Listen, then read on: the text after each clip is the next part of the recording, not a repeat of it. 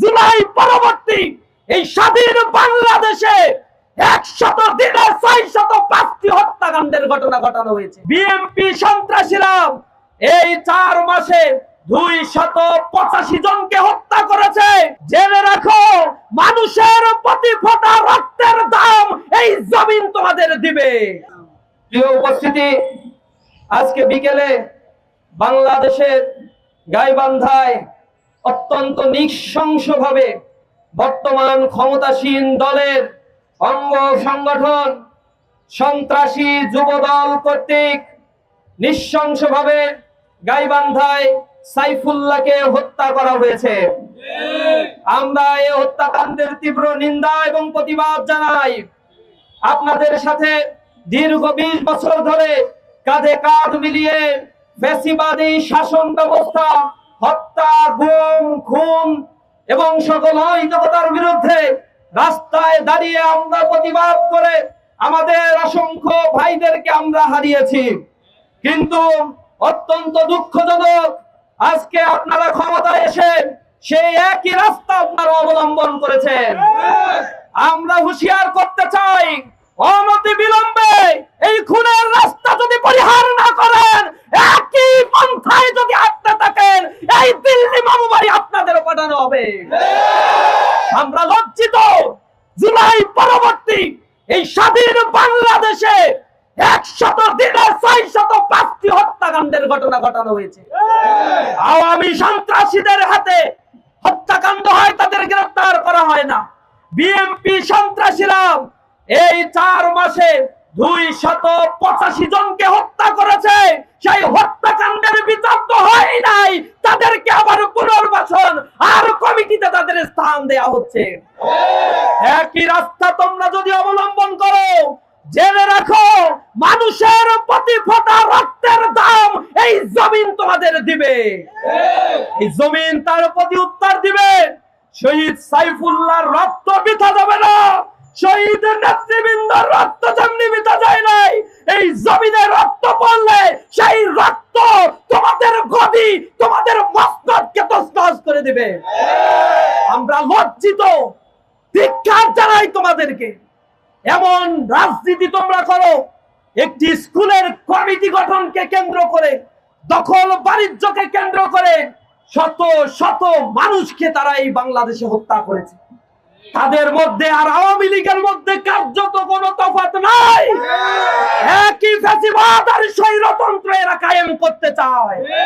সুতরাং বাংলার মানুষ তোমাদের উপরে যে আস্থা রেখে ওই গদিতে করুণা করে তোমাদের বসিয়েছে, এই গদি কেড়ে নিতে বাংলার মানুষের এক মুহূর্ত সময় লাগবে না। আমরা হুঁশিয়ার করতে চাই, আমরা শান্ত রয়েছে।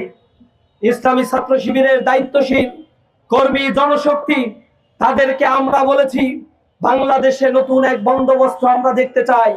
ক্যাম্পাসগুলোকে আমরা শান্ত রাখতে চাই।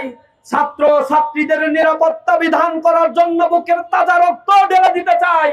প্রতিটি ইঞ্চি মাটি বাংলাদেশকে আবাদ করার জন্য নতুন রাজনৈতিক বন্দোবস্তের সূচনা ইসলামী ছাত্র শিবির করতে চায়।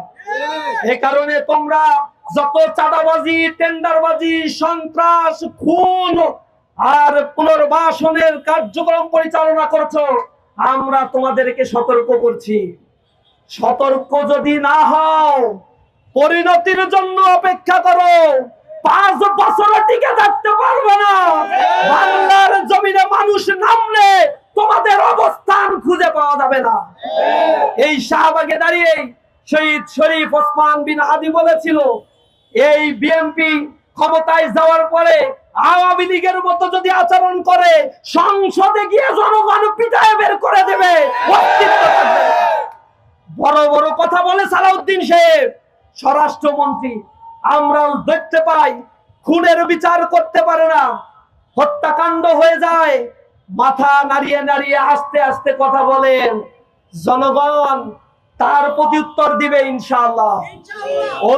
অনতি বিলম্বে আমরা আশা করি শহীদ সাইফুল্লাহ সহ যত মানুষকে হত্যা করা হয়েছে জুলাই পরবর্তী বিএনপির হাতে, সন্ত্রাসী যুবদল, ছাত্র দলের হাতে যারা হত্যাকাণ্ডের শিকার, ধর্ষণের শিকার হয়েছে, নারীরা শ্লীলতাহানির শিকার হয়েছে, অনতি বিলম্বে প্রতিটি ঘটনার তদন্ত করে কার্যকর ব্যবস্থা গ্রহণ করতে হবে।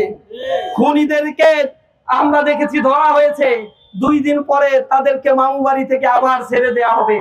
বিচারের নামে প্রহসন করার জন্য স্বাধীন বিচার বিভাগীয় সচিবালয় প্রতিষ্ঠার ক্ষেত্রে এই বিএনপি বাধা সৃষ্টি করে, সংস্কারকে তারা বাধাগ্রস্ত করে বাংলাদেশের নব্য ফ্যাসিবাদের রাস্তা তারা বিলম্বিত করছে। জনগণ ভুলে নাই, এই শাহবাগে রক্তের দাগ শুকায় নাই। প্রতিবাদ প্রতিরোধ করে তোলার জন্য শাহবাগ ময়দান ইতিহাস হয়ে আছে।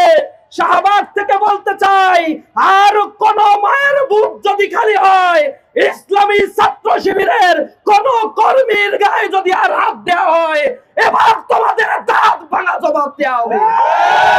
ইসলামী ছাত্র শিবির কচু পাতার উপরে ভেসে থাকা কোনো পানি নয়। ইসলামী ছাত্র শিবিরকে যদি কেউ হজম করতে চায়, তার দাঁত ভেঙে যাবে। বাংলাদেশে আমাদেরকে নিষিদ্ধ করেছিল, 4 দিনও বাংলাদেশে টিকতে পারে নাই। সুতরাং আমাদেরকে শান্ত থাকতে দাও। ক্যাম্পাস গুলোকে আমরা নতুন ভাবে সাজিয়েছি, ছাত্রদের কাছে আমাদের আবেদনগুলো নিয়ে গিয়েছি। বাংলাদেশের প্রত্যন্ত অঞ্চলে রাজনীতি, ছাত্র রাজনীতির ব্যাপারে মানুষের ভিতরে আস্থা ফিরে এসেছে। ছাত্র দলের কুকর্ম, বিএনপির কুকর্ম, যুব দলের কুকর্মের কারণে মানুষ আবার আস্থা হারাতে বসেছে। মানুষ ফুসে উঠেছে। অপেক্ষার সময়, যে কোনো মুহূর্তে এটা দাবানল হয়ে যাবে, উঠবে।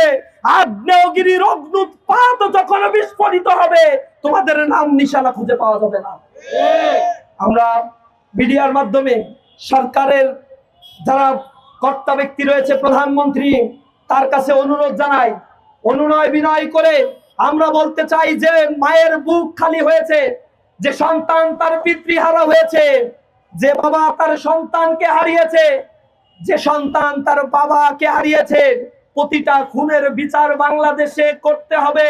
অন্যথায় জনগণকে নিয়ে আমরা রাজপথে আন্দোলন করব, নিশ্চিত করব এই বাংলাদেশে জাস্টিস ইনশাআল্লাহ।